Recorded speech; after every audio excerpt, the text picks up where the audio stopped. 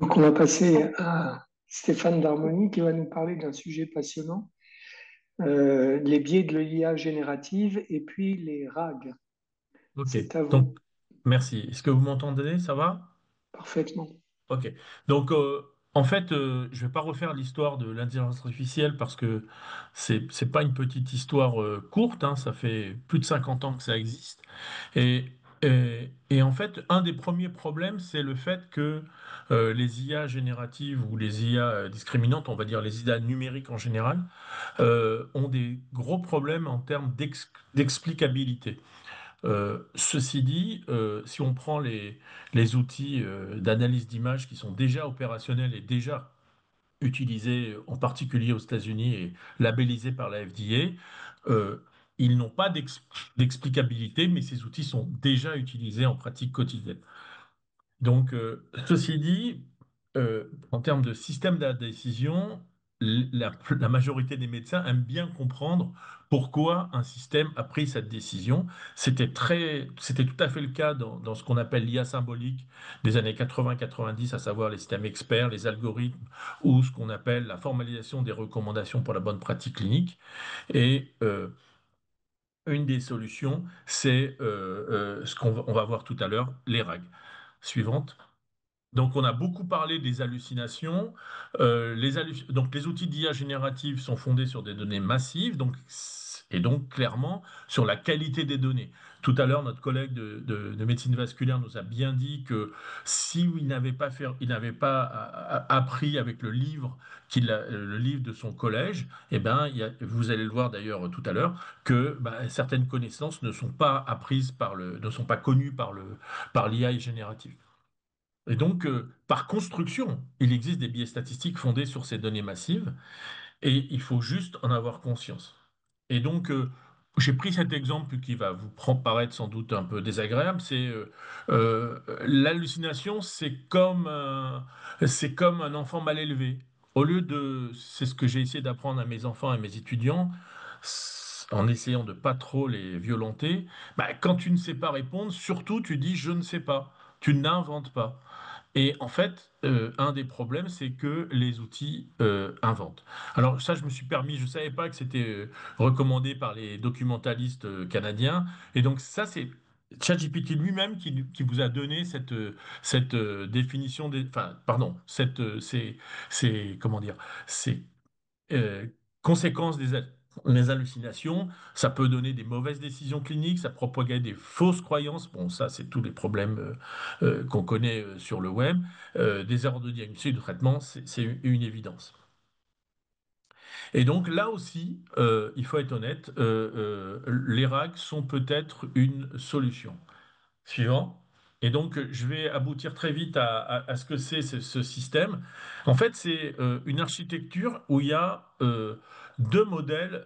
Il y a un modèle de langue qui collabore avec un outil d'IA discriminante.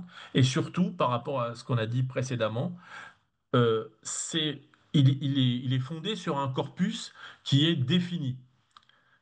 Et donc, par définition, on va minimiser les hallucinations. Vous allez voir que ça ne les élimine pas, ça les minimise. Donc, on a un système, un moteur de recherche hein, avec trois niveaux, la recherche de documents, l'augmentation du prompt et la génération de la réponse via le LLM. Suivante. Donc ça, le système, une autre imagerie. Et donc, je me permets juste de dire que ce qu'on voit en orange, là, on a beaucoup parlé de l'IA générative, qui est en bleu. Et il y a des modèles d'IA discriminante, c'est toute la famille BERT, pour ceux qui connaissent. Et puisqu'on a beaucoup parlé, c'est très important, un collègue nous a beaucoup parlé de la puissance de calcul nécessaire. Et il faut bien savoir que ces outils d'IA discriminante sont beaucoup moins, je ne trouve pas le terme, mais qui nécessitent beaucoup moins de puissance de calcul. Et donc, pour certains cas d'usage, par exemple la classification ou la reconnaissance de concepts dans un document, ces outils BERT peuvent être très intéressants. Suivante. Donc très rapidement, pour ceux qui sont vieux comme moi, vous avez peut-être entendu parler des outils qu'on a développés depuis 30 ans à Rouen. Donc on a développé historiquement Sysmef qui a 30 ans, dont on a fêté les 30 ans en février dernier là. Ça référence la littérature grise. Je passe. La suivante, c'est l'équivalent de PubMed pour le français. Donc c'est un outil c'est exactement une base de données bibliographique pour le français. Passons également. Et enfin, on a développé un serveur terminologique avec plus de 100 terminologies dans 55 langues. Donc tous ces outils-là sont propices. Donc comme on l'a dit tout à l'heure, il y a des corpus. On peut considérer ces trois outils comme trois corpus différents. Et donc on a construit des RAG sur Sysmef, sur Lisa et sur ITOP. Suivante.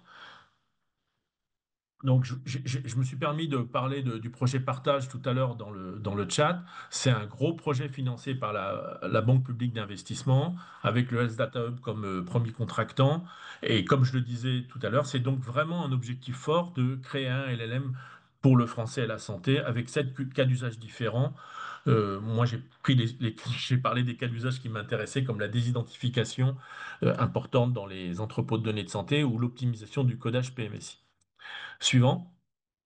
Et donc, alors, je suis peut-être un petit peu masochiste, mais je vous ai pris que des exemples où les réponses sont pas très bonnes. Ceci dit, vous voyez tout de suite que par rapport à ce qu'on voit, c'est que là, ici de ses sources, j'ai pas parlé de ça tout à l'heure, ici de ses sources, ça c'est un point très important. Et l'autre point dont j'ai oublié de parler par rapport aux hallucinations, c'est que il faut relancer ces outils régulièrement parce que si vous avez un LLM qui a été lancé sur des données qui datent des JO de Tokyo, bah, c'est pas terrible quoi, parce qu'il vous manque 3 ans ou 4 ans de connaissances de santé. Suivante. Alors ça, c'est assez mignon, c'est le fait que, bah, c'est exactement le cas exprimé par notre collègue de médecine vasculaire, c'est que notre outil, eh ben, il ne sait pas que la femme, et en particulier la femme enceinte, n'a pas de prostate.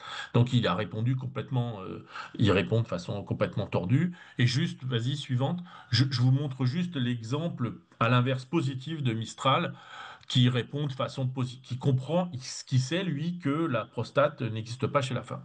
Suivante. Et là, donc ça, c'est un exemple, et j'ai mis le commentaire de Pascal qui a considéré que cet outil était pas, que la réponse était, elle est discutable, la réponse, on va pas l'aborder pendant 3 heures, sur la consommation de pamplemousse et le paracétamol. De toute façon, ces documents-là, vous les aurez en ligne, donc je vais pas rentrer trop dans les détails, mais et à chaque fois, ce qu'il faut bien retenir, c'est que il y a les références des documents, et en l'occurrence, là où Pascal a raison, c'est que les références parlent de jus de pamplemousse et médicaments et pas nécessairement du paracétamol. Donc il y a une sorte d'extrapolation. C'est pas une hallucination, mais c'est une certaine extrapolation. Suivante. Juste un mot, c'est que on va lancer en septembre, dans le cadre du projet Saturne entre Rouen et Nice, dans le cadre d'un DU de sciences de données, une UE de petite quinzaine d'heures sur IA appliquée à la santé. Il y a d'autres universités qui ont déjà fait ça, en particulier en imagerie avec notre collègue de médecine nucléaire de Nice, qui s'appelle le professeur Imbert, si je ne me trompe pas. Suivante.